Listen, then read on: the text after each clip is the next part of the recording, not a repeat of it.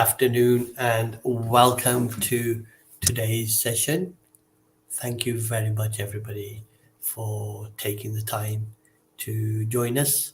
And what we're going to do now is we're going to go and have a little bit of a chat about how we do research and supervision.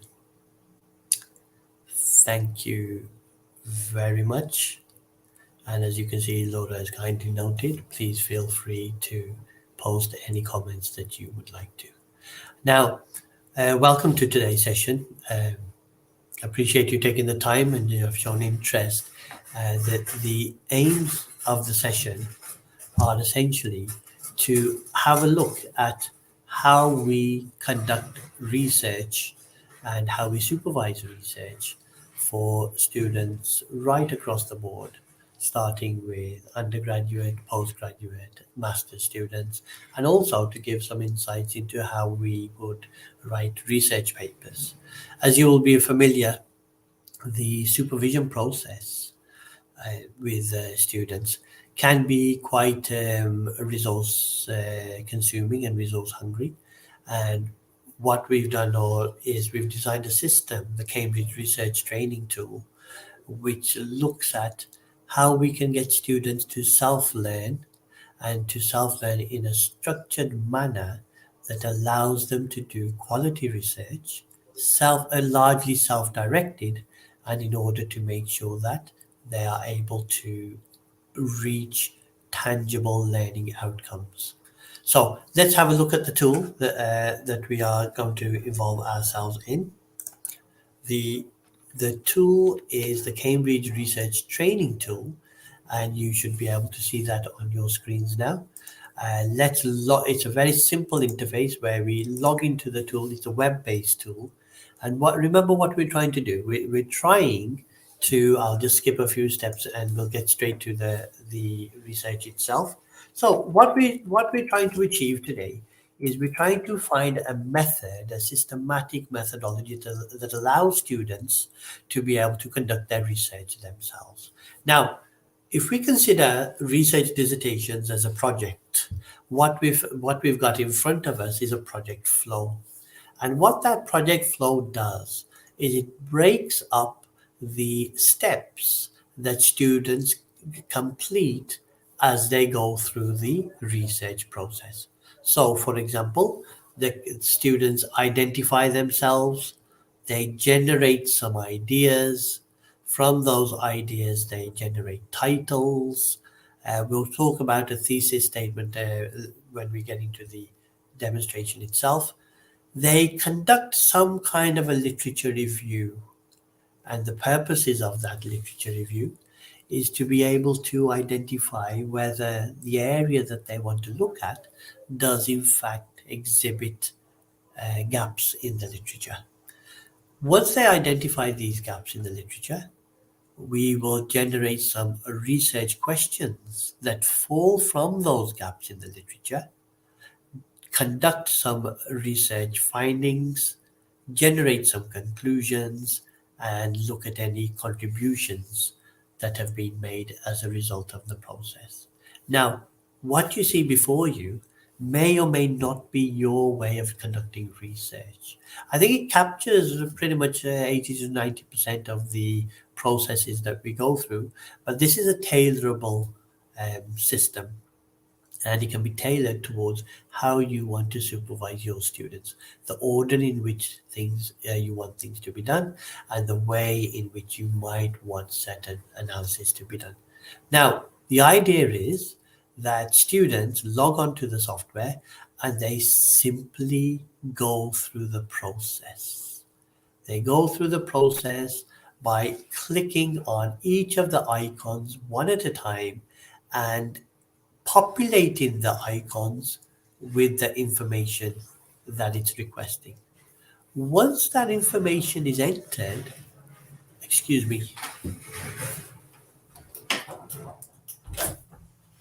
I beg your pardon. So once that information is entered, what the tool will do is it will pull on that information and collate it and structure it in a certain manner that allows the student to move forward in a very constructive way, thus enabling self-learning, self-realization, and being able to learn fundamentally by doing. The demonstration we're about to see, I'm about to show you how a typical student would begin and interact with the tool such that it allows them to conduct their research in an efficient and, shall we say, a productive manner.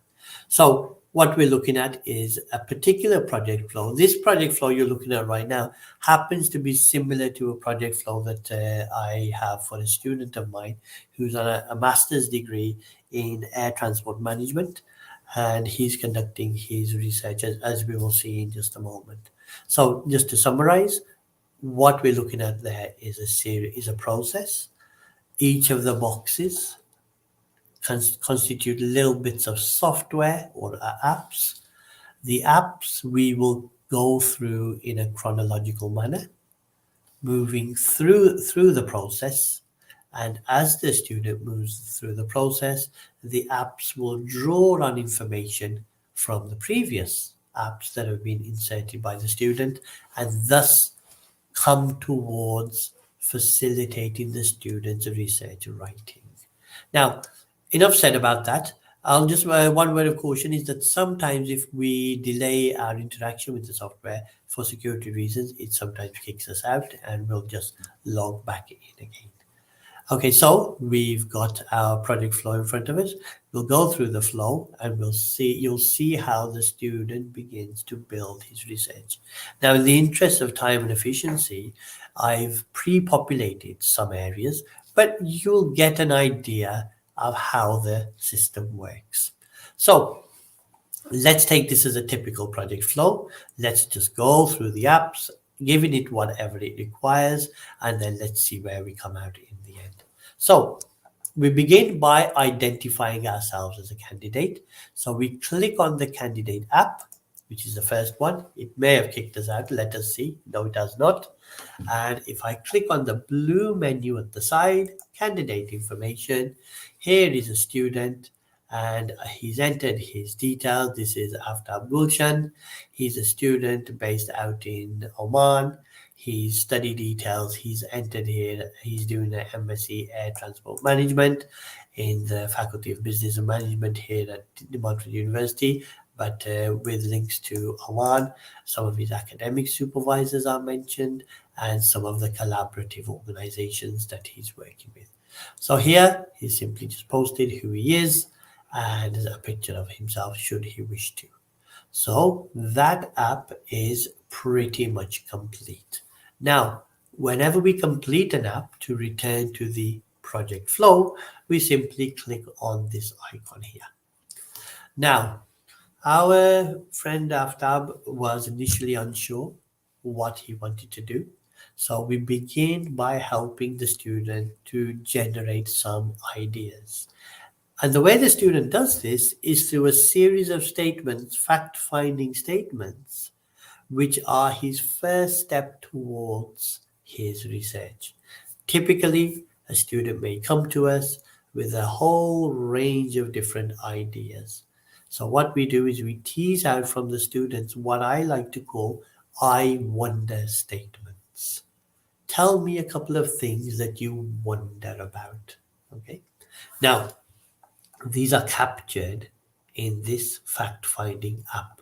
So if I click on the fact-finding app and I will click on the blue menu, here are 3 statements that this student thought about.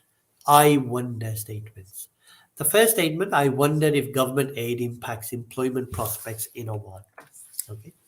So he was interested in that. The second statement is he wondered if management training improved decision making for small companies. And the third thing he wondered about was what's the impact of increasing advertising expenditure on online sales in Oman. 3 very random, unrelated questions from which we begin to formulate a coherent justifiable research idea. So he begins with his fact finding. Now, as he enters his fact finding, and he can continue to enter as many fact findings as he wishes, so that would be the completion of the fact finding app.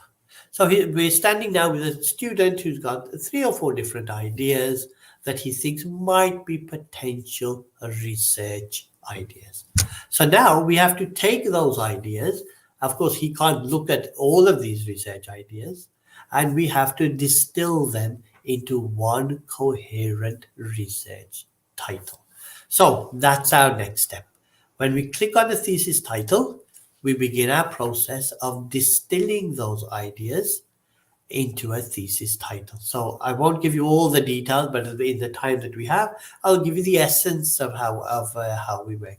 So the first thing that happens is we remind ourselves that these were his fact-finding ideas. Now, what the software does automatically, as he populates his fact-finding ideas, the software starts generating what I call a mind map. Now, this mind map has been automatically generated that looks at his I wonder statements and looks at what are the different topics, issues, and scopes of the studies that would justify the I wonder statements. So from those 3 areas, all the topics were as shown. The software extracts all the issues as shown, and the tool extracts all the scopes of his study. Now, from that, of course, he cannot look at all these topics, all these issues, and all these scopes. So we need to optimize a single topic, a single issue, and a single scope. And the way he does that is to ask himself, okay, let's have a look at the topic areas from my I wonder statements. So if I click on topic, here the software automatically extracts the topics from his I wonder statements. Now, these were the 3 topics: advertising expenditure, government aid, and management training. You'll recall those came straight from the fact-finding areas. Now, then after I was asked, tell me what factors would impact which choice of topic you selected.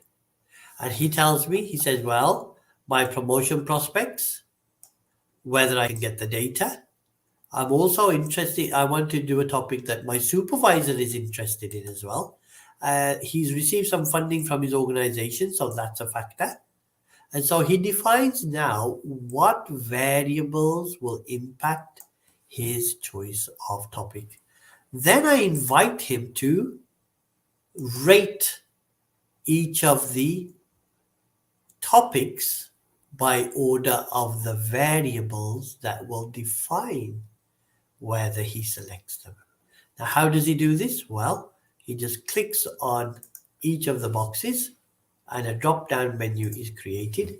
So in terms of advertising expenditure, if he were to look at advertising expenditure as a form of, as part of his study, would that help his promotion prospects? Well, he would give that a ranking of 2. He doesn't think it's going to help. Does he think he can get data? He definitely feels he can get data.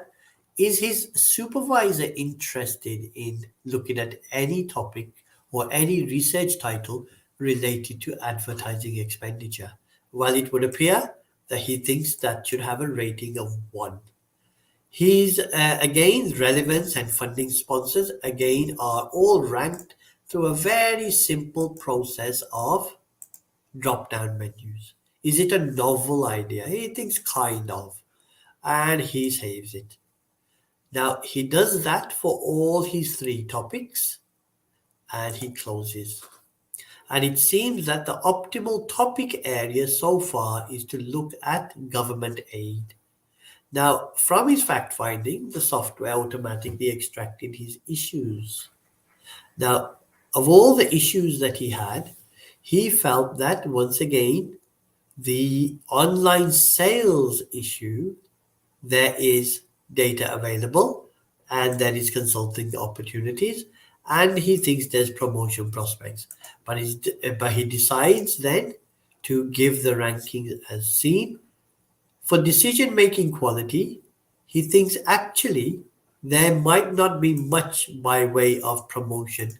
So he ranks that as a 1 and he saves it.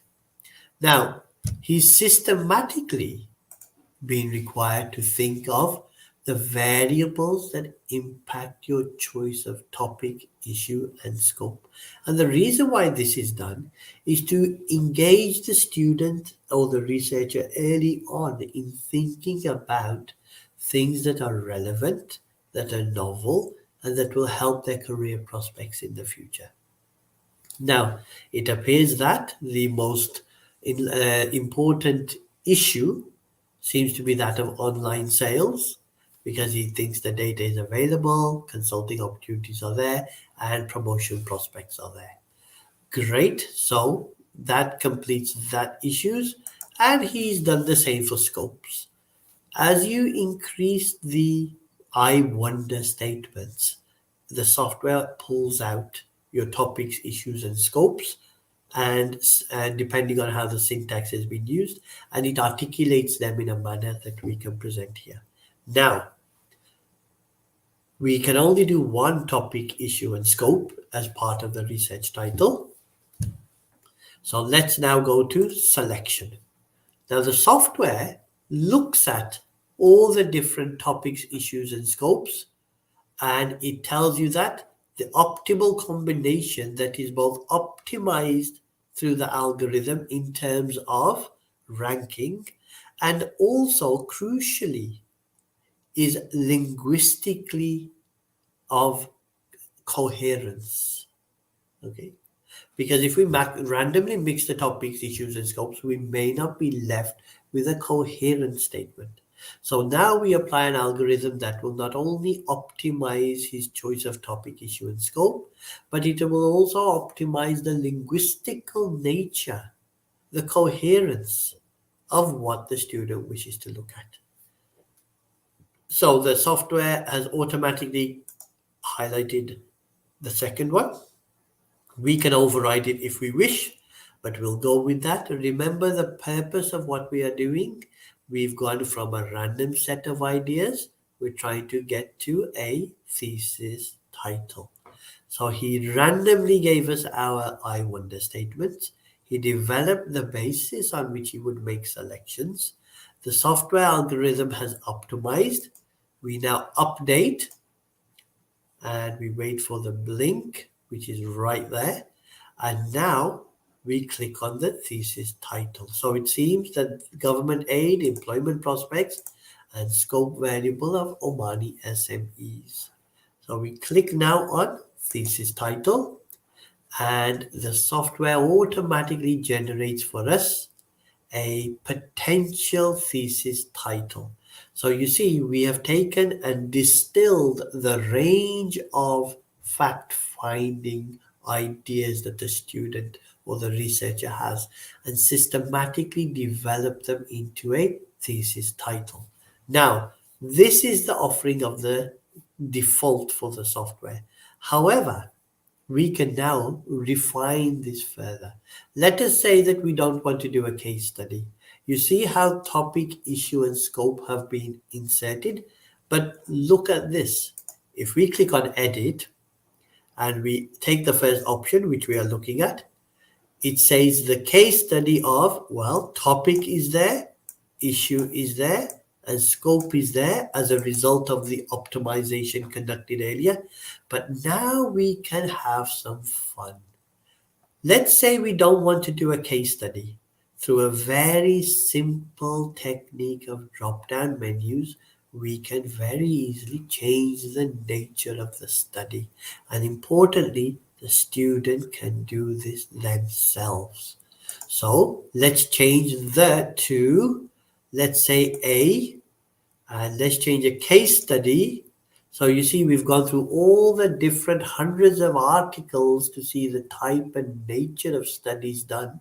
How about this? A evaluation of course, government aid remains the same in Now here we can change all of these and we can edit them as well to make our title more linguistically appropriate. And let's say in improving employment prospects, and we can change this if we want for Omani SMEs. If we save that and we close that, you see what we've got now? An evaluation of government aid. Of course, we can play with the grammar and the font just to make sure that it's exactly what we want. But you see now, the student can very easily, through a process of drop-down menus, he can look at an investigation. Let's have a look. An investigation of government aid in improving employment prospects for Omani SMEs. So these drop-down menus are very easy for the student to use to easily create research titles. So remember, the purpose of our software is for students to self-realize, to self-lead themselves through the research process with a little bit of tinkering at the edges, guiding them to the ideas that they need to be thinking about. It's a question of raising consciousness. So we'll close that and we must go back to selection and update so that the software reflects everything we've done to date. Great. So now we've got our title. We click on demonstration and we've completed candidate fact-finding thesis title. At this point, the student might be wondering, what does my title page look like? If we click on title page and we go to the blue menu on the left, you see it brings together all the different names and details. So what I'll do is, just to show you, I'll go back here and I'll change the name of the candidate.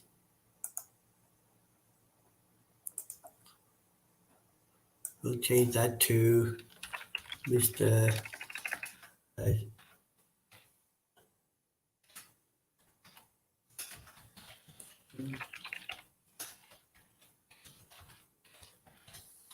There we are. We'll save that. And now if we go back to here, we go back to our update function.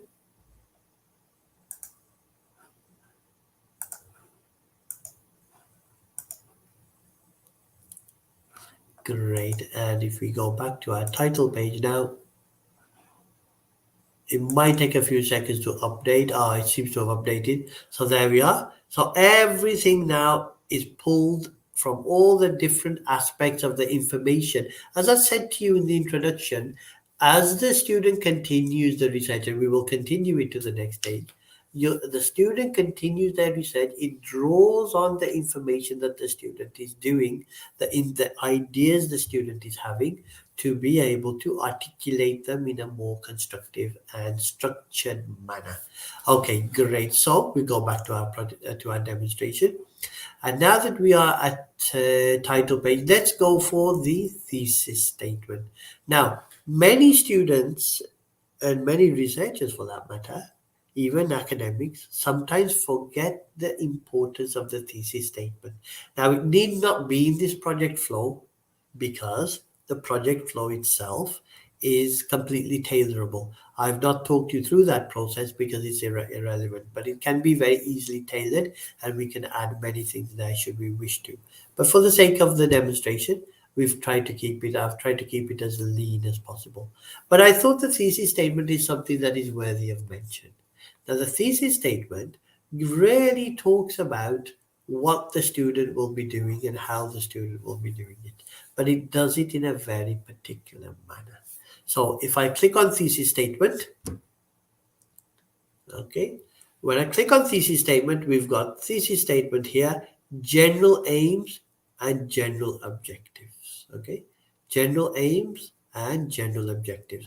So if I click on general aims, okay, now here are some aims that the student has typed. One aim is to, another aim is to, the aim is to develop, etc., etc. The aim is to investigate. Now, where has this come from? So the general aims are articulated by the student, but yet again, we step in and support them. How do we do that? Well, let me show you. If I click on the text editor, I will write a general aim now for you. Okay, so here I'm going to write a general aim. So we say to the researcher, okay, go and tell us what your aims are. So he lists my aims. Many students will struggle to articulate their aims. Now, in order to help them with that, we have created here what's called a phrase book. Now, if I click on the phrase book and click on general aims or general introduction, there's many different options available for us. So let's talk a little bit about the aims here we are. Now I understand that you can't see the drop down menu on the screen, but it is there. Now, there's lots of different options there. And then a list of phrases open for us. And we can just click on those phrases, as many different phrases that we want. And the paragraph starts articulating those aims. So the aim here, for example, is to develop more sophisticated methods for. So we provide a template for the use of Box Jenkins models. So you see, through a simple use of drop-down menus, I do apologize that you can't see them on your screen, but I can assure you they are there.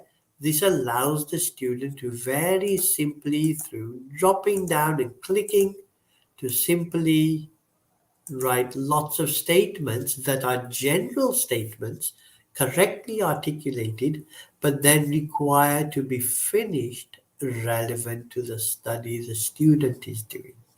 Okay, it gets them started, it gets them motivated. They'll be able to produce a prose that is of standing. So we will close that editor. I beg your pardon, I'll make those changes. That was just for demonstration. And the same idea is with our objectives, to test if this happens, to see if this happens, and to test if this happens. So there's some three particular objectives which are created or constructed with the help of the software and with the help of simple drop-down menus. So we are now here. Let us continue. And we continue by going back to our project flow. And now our next step is to be able to identify a interesting gap in the literature. Now, one of the most powerful tools that the software has is the manner in which students are able to identify literature gaps. What we found with the software is that very sophisticated literature reviews are being conducted with a little bit of help of the tool. Now, let me talk you through how it works. Here we have two apps, okay? Reference app and a lit review app. These work in tandem. Now, they have very specific roles. So the reference app is nothing more than our private library. We will upload articles which are later pulled through to the literature review app,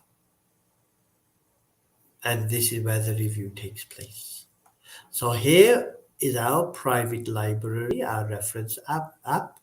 It stores all of the articles, and then we pull them through one by one to the literature review, and we review them. And we review them in a very particular manner, which you'll see in a moment. So let us first populate the reference app. Now, if I click on the reference app, let's put into the reference app a article. So if I click on manage sources. Here is, let's edit this. Let's get rid of this old article here. That's fine. Now we're going to insert an article. These are the different methods of referencing. So let's insert an article. What is it we're going to upload? We are going to upload a journal. And we will save that. Now, what's the author of the journal? Well, again, the author of the journal is a guy called Rao. First name Raghuvendaran, and no middle name. So I'm just going to populate this. So we close there. So the year of the article, and this is all fictitious data just for the purpose of demonstration. So let's say the article was written in 2010.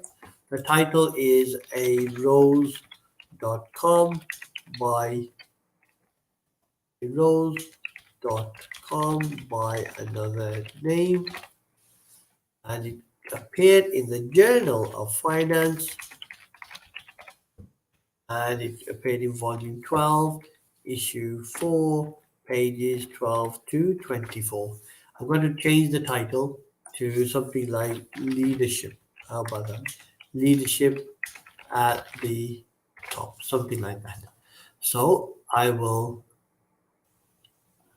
get the article,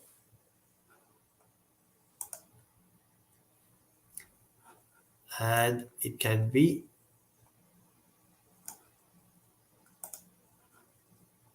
uploaded. Let's have a look. There we are, tone from the top, and tone article, and we will save that and close. So there we are. So what we've done is, in that simple process, we've just informed the software that there is an article. Is it interesting? Isn't it interesting? I don't know yet, but this is the article that I'm considering to review. Now, of course, as students continue to build their literature, they will have a library of 10, 20, 30, 40, 50 articles. So here is our first article. Now, I'm going to put, in fact, we'll leave it at that, and let's go back to our demonstration. So what we've done is we've inserted an article here, and now we are going to review the article. And the way we review, this is probably the most powerful aspect, one of the many powerful aspects of this tool. So we want to review that article. So we click on Literature Review. And when we click on Literature Review, we have all of this menu on the left-hand side. So we'll click on we'll click firstly on the mind map. Now, what is the idea of the mind map? The mind map and the literature review both work in tandem. Now ask yourself, when we review an article, what do we look for? We look for things like, what was the data? What was the methodology? What were the results? What was the conclusion? What was the implication? And there may be some other interesting stuff there too. So what I'm going to do is, I'm going to, through this simple interface, which you'll see as quite self-evident, I'm going to say to myself, okay, so one of the things, I'm going to create this mind map now, and I'm going to create it. You'll see it by doing.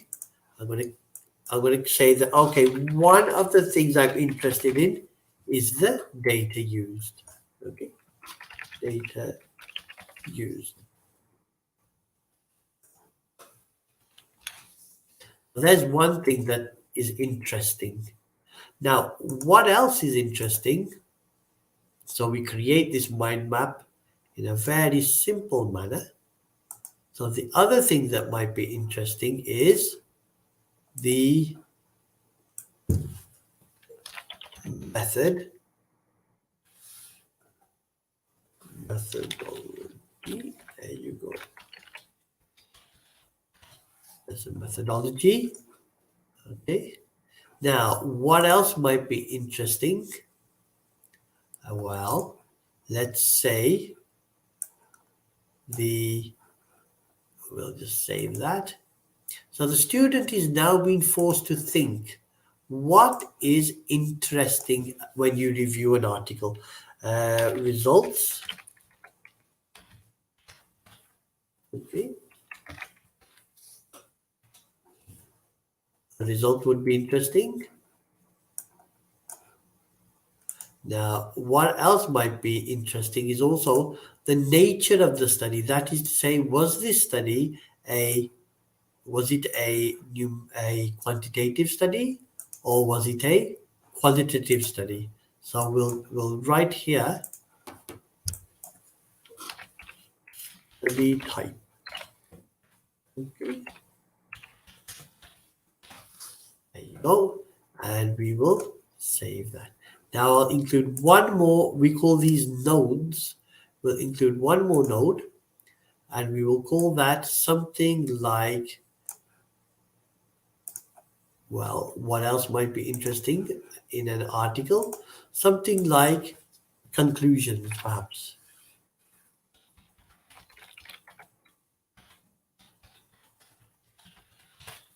There you go. And so there we are. So here are a couple of things. There may be more, we don't know. We haven't read the article yet. We're about to.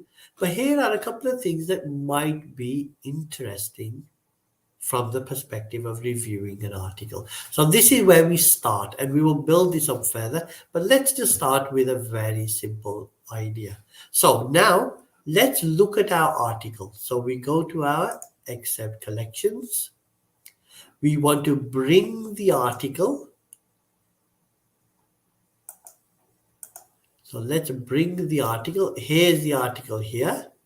So we click on it and we save. So there we are. We've got the article now. So now we close. And there is the article that's come from the reference app to our literature review. Now we want to review it. So we both, of course, if we had 7, 8, 9, 10 articles, which eventually we will, the whole list will appear and we click on the article we would like to review. So here is the article. Now we'll click on this, and what does that do? Well, by clicking on that, we can now start looking at the article. So what's happened here is the article is here. Remember, I made up the information about authors, etc., but just for the purposes of demonstration. So you see here, and I hope that you're able to see it clearly enough. Let's just go back 1 second. So what's happened now is we have got the article right in front of us. Now, let's have a look. We go to review the article. Now, what I'm about to show you is a very unique and efficient method for students and academics to review vast amounts of literature in a systematic manner. I should mention to you that the software has just recently been purchased by Cambridge University. They were quite excited about it, and we're hoping that we can get other users to try it out and give us their views. So let's have a look. So what happens is the student or the researcher goes through the article, and now I'm going to make up things just for the purposes of demonstrating. So let's imagine here's an interesting statement. I say that's interesting. Okay, I read it. I say the main aim of the study is to blah, blah, blah. So let's say that's interesting. I copy, I go up, excerpts, and I paste it in there. So an excerpt is a cut and paste from an article. So there's the excerpt. Now, why is it interesting? Well, let me write a remark here. Now, the remark must be as brief as possible. Okay, so here's the remark. The remark is something like, shall we say that this excerpt relates to data used was USA based. There you go. Let's just imagine that's what the excerpt says. I go down my codes and I say, okay, which of the codes relates to the excerpt? I highlight data used. I'll write here something like doc1 for my own purposes. So I've taken from the article the section that I found interesting. I pasted it here. I summarized it here. And I categorized it here. Okay. Pasted it here, summarized it here, and categorized it here. Okay. Now that's that bit. If I click Save Plus, it will save that and allow me to continue throughout the article. So I Save Plus, and there we are. It saved everything I wanted it to do. And now I continue and I say, okay, that's interesting. I'll copy it, paste it in there. Why is it interesting? Because method was regression.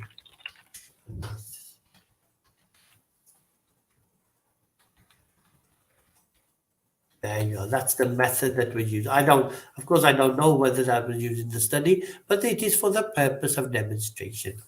So that was the method used. So I've copied it there. I've summarized it there. That summary, incidentally, is only of this excerpt, nothing else. Okay. I'll categorize it here to say it relates to methodology, and for my own purposes, document 2, Save Plus. Okay. Now, I'm going to do 2 more and then we will move on. So now let's have a look at this one here. That looks interesting. Once again, I'll copy it there. Copy, summarize, interesting, and let's say conclusive results. Okay. And so copy, summarize, categorize. There you go. I can click on more than one if I wish to. Save Plus. And I'll do one more whilst we're here. Let us say I continue reading down the article and findings. There you go. Findings. Or we'll call them conclusions for the sake of our copy and paste. Summarize. Let's say conclusions.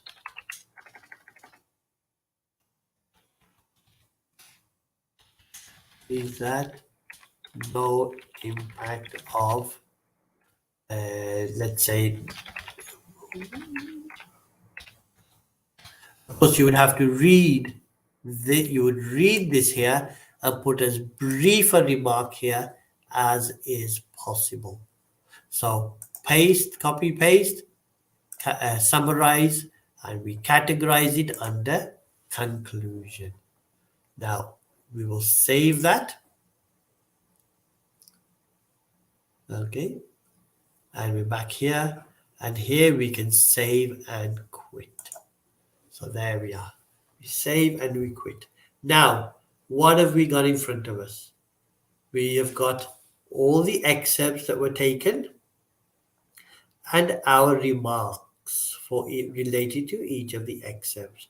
Now let's close that. Great. So we have taken out 5 excerpts. I think the last one was blank. and we've clicked on 4 codes. Now, what I'm going to do is I'm going to repeat the same process for one more article, and then we will move on. So let's go and get a second article. Let's put it into our references. So it was managed sources. We're going to edit. We add another article, which happens to be a journal, which we save. The author of the journal is last name Sangre, first name Sudesh. I'll put my middle name, although I don't really use it. There we are. Save that. Close that. What was the title of the article? It was written in, let's say, 2016. The title of the article was Impact of Diet on, shall we say, trauma reduction in Indian researchers. There we are. It was written in the Journal of Psychology. I'm not a psychologist, by the way. And it was published, it was volume 12, issue 5, and it was also from page 4 to 499. It was quite a large article. Okay, so in fact, let's leave that at 49. So let's bring that article. I'll take it from my library of articles. And it should be listed here.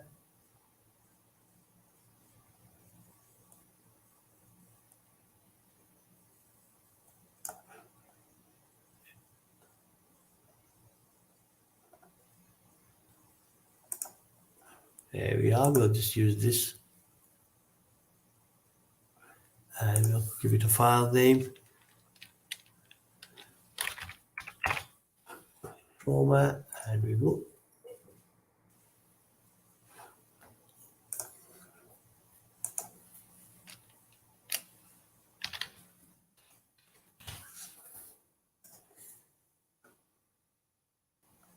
I beg your pardon. Bear with me while I get this article.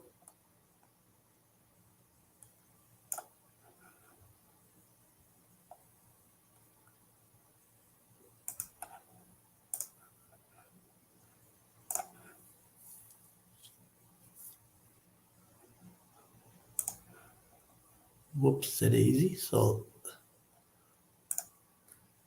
in fact, what I'm going to do is, for the sake of efficiency, I'm going to upload the same one, because I think that the file name is right.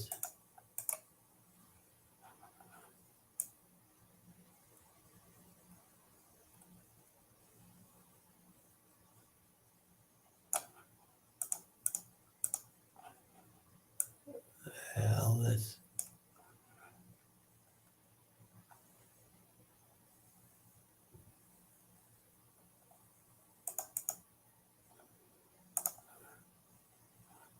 there we are.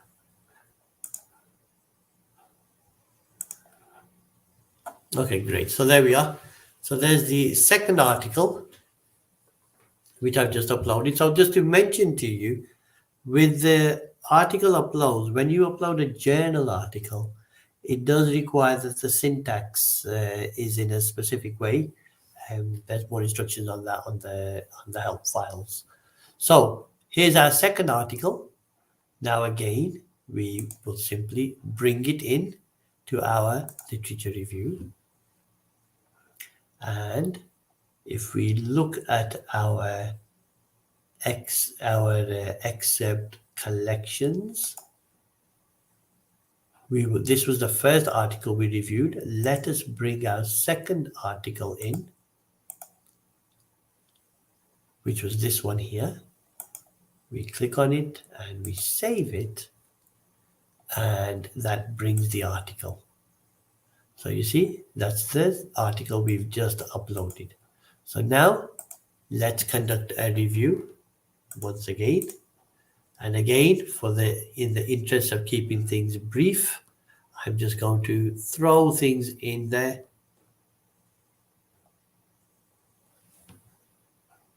And let's go to the first one. So the student reads it. He says, oh, that's interesting. He copies it, pastes it in there, and his remark is data used is, shall we say, UK data. So he's entered the articles excerpt. He has summarized it, and now he categorizes it by clicking on data used, saves and continues. And we'll do 2 or 3 more, and that will be enough for us to demonstrate. So here's something interesting. Once again, student pastes it, summarizes it, and says, let's say, results are inconclusive. Highlight results. So pasted, summarized, categorized. You can put a doc ID here if you want. That's completely for your own purposes. And we'll do one more and then we'll move on. So let's imagine for 1 second that he finds something here that says, oh, legal risks. That's interesting. But the problem is that there's nothing in the codes that allows him to click on it to associate that excerpt with legal risks. So what he can do is he can go back to the mind map. He can insert a node very easily, and he can label it legal risks, or EGALRI, legal risks, and he can save that. Now, since he's created another node there, we can now go back to our review, excerpt collections. This was the article we were reviewing. And what we're going to do, I think, let's go here. And we're back to this page now. And you'll see there that the node legal risk has now been inserted. So the two things work dynamically.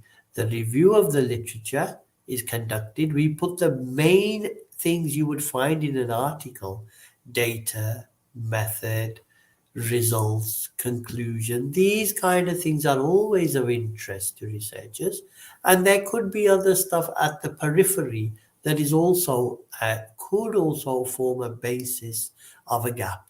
Remember, the purpose of this is to generate or to identify a gap in the literature.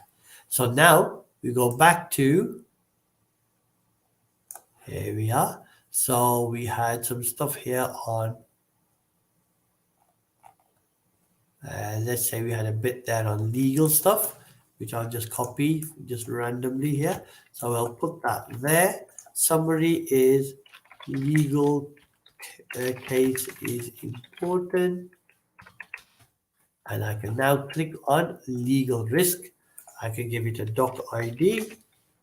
I will call it 5 and we will save it. Okay, great.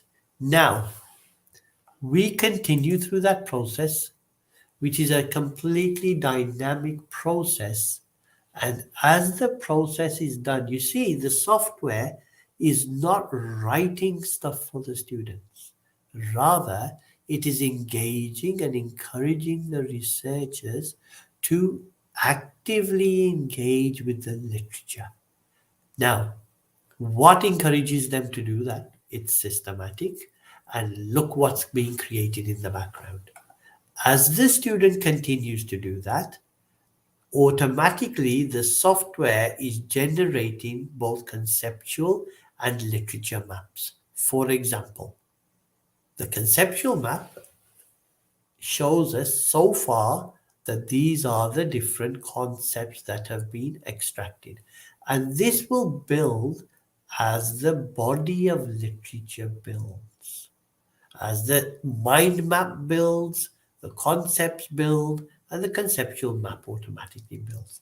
And what does it do? It shows the researcher very easily what are the ideas that are falling out of the literature. Now, that is helpful and dynamic, but what I find particularly helpful is if, let us say, a supervisor asks, can you tell me what literature you have reviewed? Well, we have the literature, we have got the mind map, but automatically in the background, this magic is taking place. You see, what's going on here is as the student continues to build his research, the literature map will continue to build. Okay? It slowly continues to build. I should remind you, you're free to put any posts in the chat box if there's anything that you want clarification on. Now, just to demonstrate this point very simply once more, is if we go back to this builds. I'm going to reduce the size a little bit. This is building automatically as the student takes out that literature.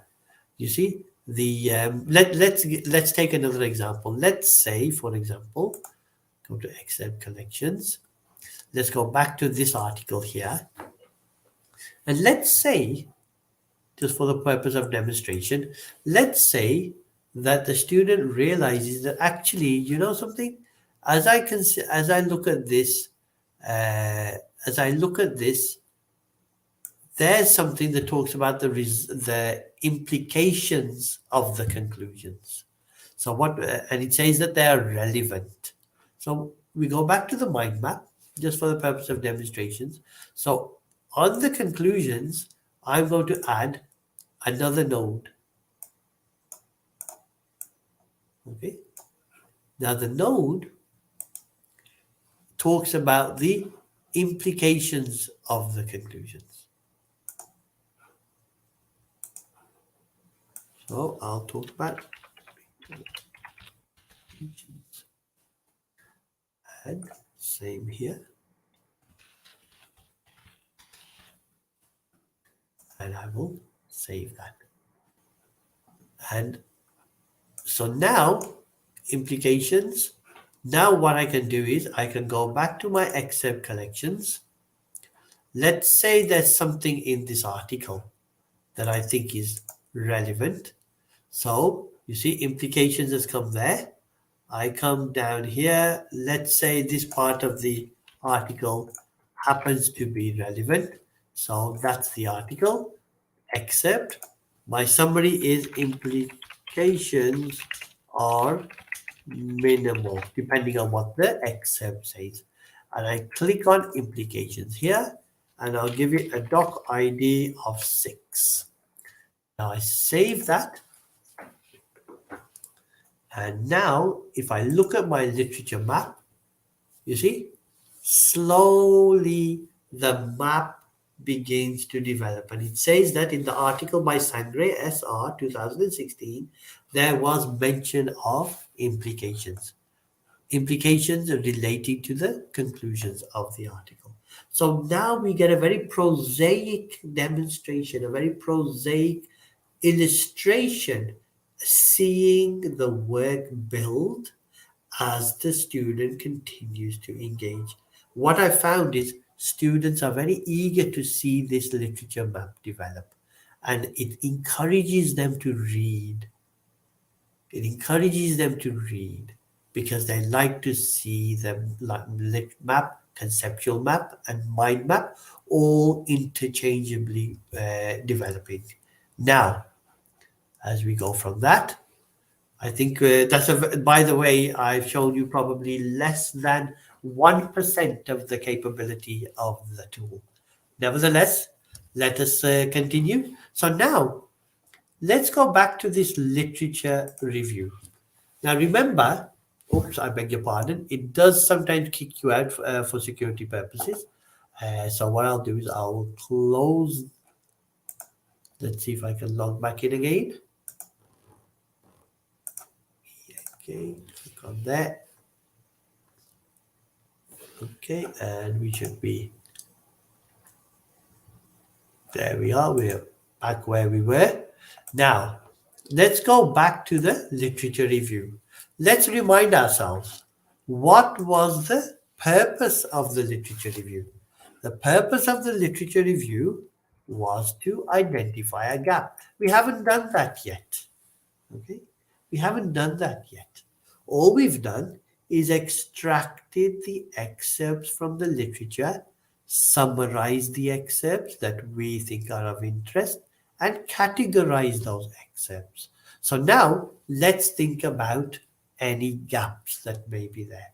Now, there is and I will stand to be corrected on this, but as I can see, as at the time of recording, there is no software in the world that can link the literature to the gap to the research question. Let's see if we can do that. Now, let's say if I click, for example, on any of these nodes, let me click on, let's say, data. If I click on data,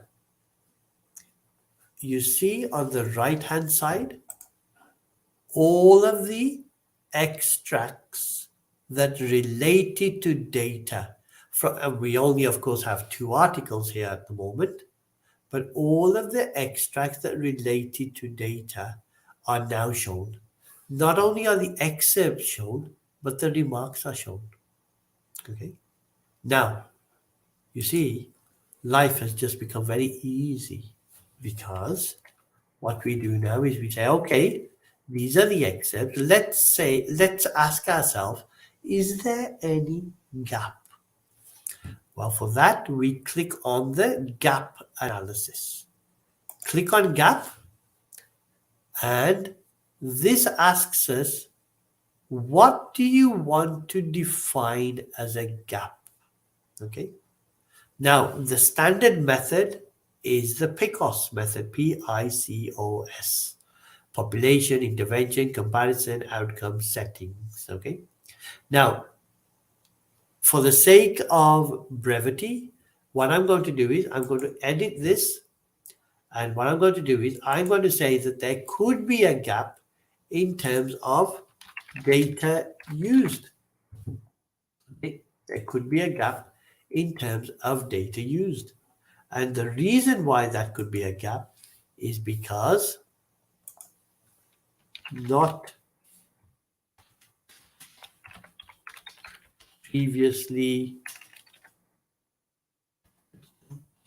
studied. So now, depending on the discipline, whether you're in medical or engineering or business, accounting, finance, we can now ask, what is the basis on which you say that there is a gap in the literature? So let's close this now and let's see what happens. Let's go back to our, let's close this and let's go back to our mind map. Bear with me.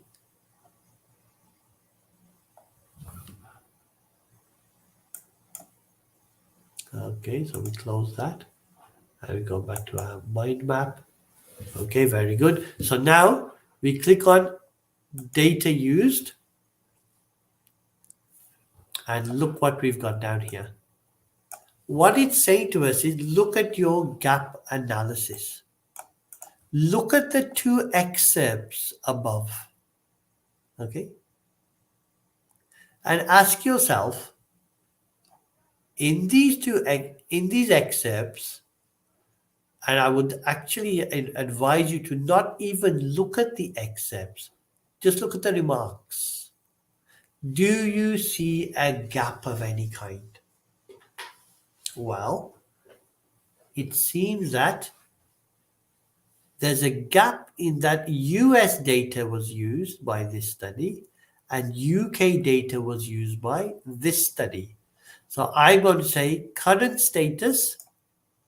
I'm going to say actually there is a gap because data used current status. Let's shall we say in developed economies. Proposed state. Well, I propose that you see the remarks have told us that it seems to suggest that all the studies that I've looked at use data in developed economies. So you imagine if you've got 100 articles you've reviewed, with a single click, you can look down the remarks and easily identify what was the data used and is there a gap in any of the data. Developed economy, developing economies, and the reason not previously studied. There we are, and we will save that. And we will close. Now, what have we just done? What we said is that on the matter of data, for all of the different studies that have been looked at, it appears that of course, you can change the labels here and do a more sophisticated analysis, but it seems that imagine you have 100 articles with a single click on data used, you can tell in a single click all the data that's used in all of those 100 articles. Not only can you tell because of the remarks, if anyone were to challenge you to say, actually, so there's that study by Rao, it doesn't use US data. I can say, well, actually, forget looking at the study. I got the excerpt from the article that shows me what was used. This means that we enhance the rigor. If a student claims that an article says something, you say, can you show me can you show me the article? Can you show me the paragraph in the article? And within 2 clicks, they can do that. Okay. Now, I'm conscious of time. So what I'm going to do is, so there's a lot more to that, but let's leave that where it is. And now let us bring it to some conclusions. So now we need a research question. Okay. So we do all that analysis, looking at gaps, etc., and then we need a research question. So click on research question, and there is no software, as far as I can see, that links the gaps, the literature to the gaps to the research question. So let's have a little look. Let's construct a research question. Now here's some I did earlier, but let's construct a new research question. Now here we are. Now for our new research question, oops a daisy, which is here. What we're going to do is we're going to say, let's have a look at how a research question is developed. So firstly, let's look at a question edit. We click on question edit, and we can now bring in all of our topics.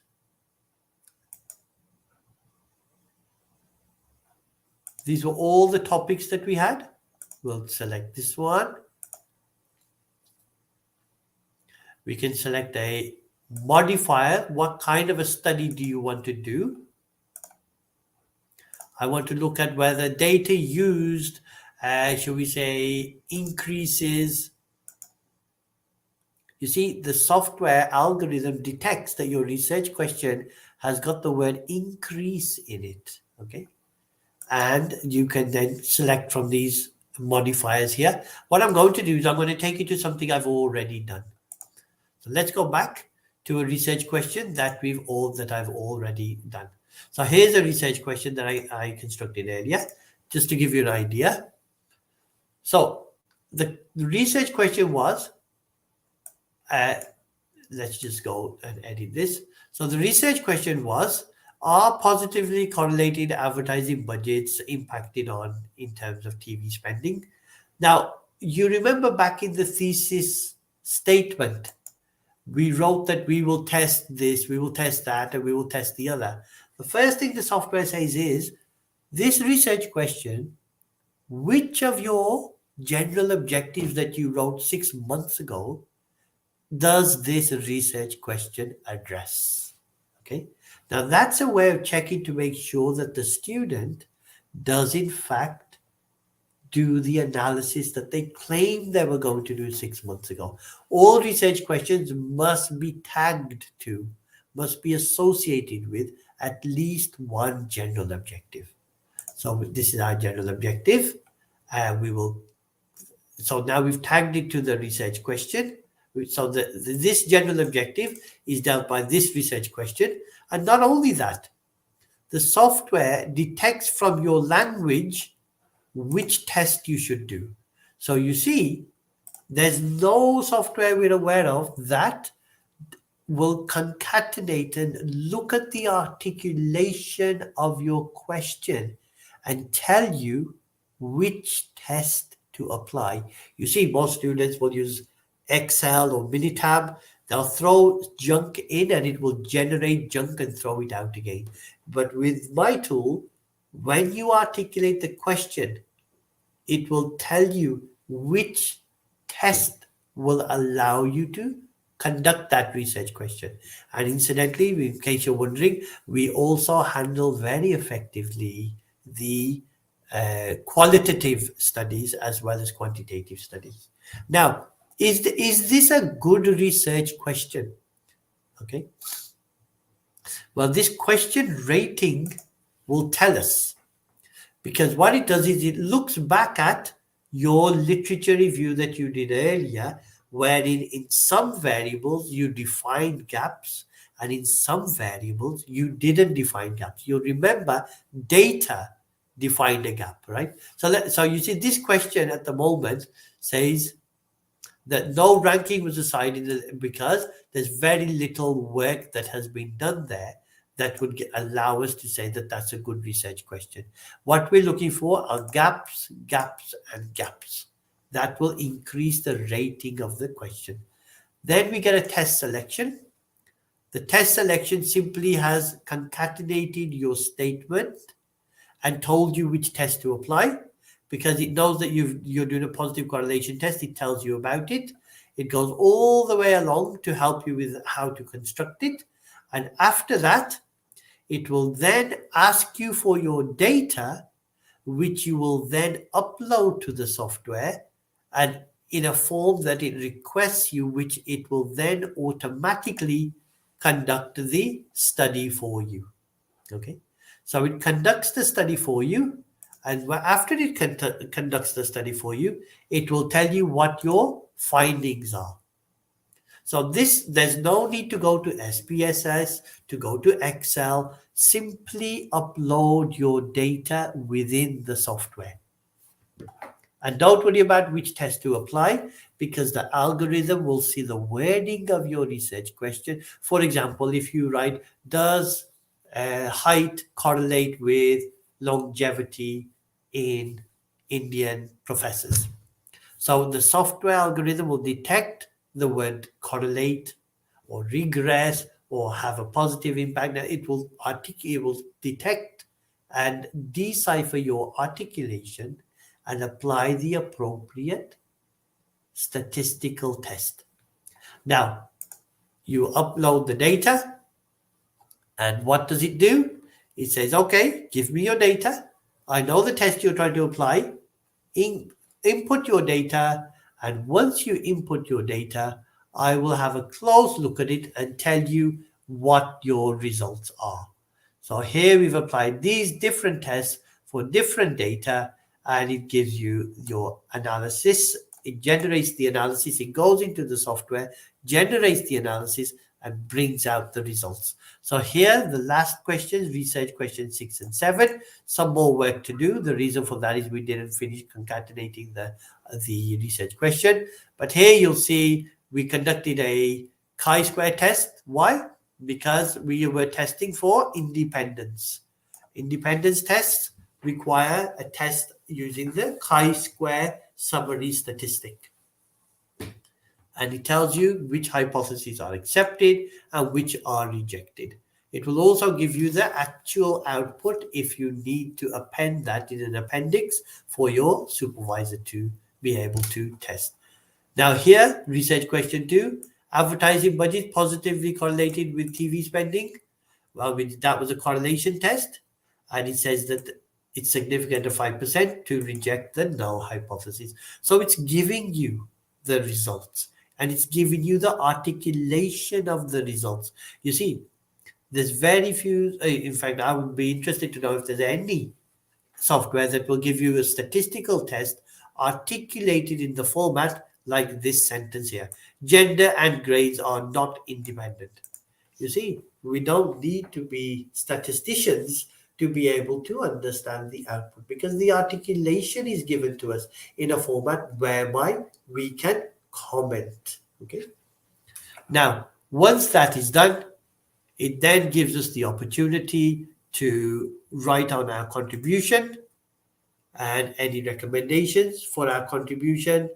It simply outlines all of our tests, and now we can start writing with each of these. We can start articulating our statements as we see fit. Now, that takes us on to 15 minutes to 5 o'clock. And of course, everything can be downloaded into a dossier, which is taken into Word, where the table of contents and the figures are automatically generated, and the document is ready to be bound, proofread, and to be submitted in anticipation of a successful graduation and a sunny day on the day that you do graduate. I think that I have spoken for quite some time. Thank you very much for your attention.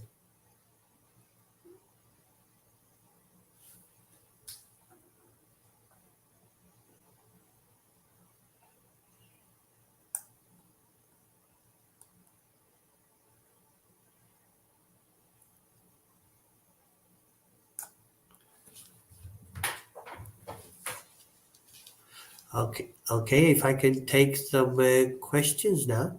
Chandrima, thank you very much for your question. The question from Chandrima is, hi, I would like to know whether a pay-as-you-go cloud hosted option is available for individual students who might be interested. The short answer to that is yes. In fact, we can make it available to students, but the only thing we would ask is that a little bit of training is required. The training is free, but the students can, and at the moment, well, okay, it's on an Oracle database, and so the Oracles have their own security systems in place. That I mean, if it's good enough for Royal Bank and the Bank of England, it's good enough for us, as it were. But that work is there, so we can make the accounts available. At the moment, they're available for free, and the training is available as well for free, no cost of that. But I would recommend that if you are interested to use the software, then the training is important, and we will happily get you through that. Once we get you up and running, you'll see how intuitive the software is, and I'm sure you'll see results very, very quickly. Thank you so much for your question.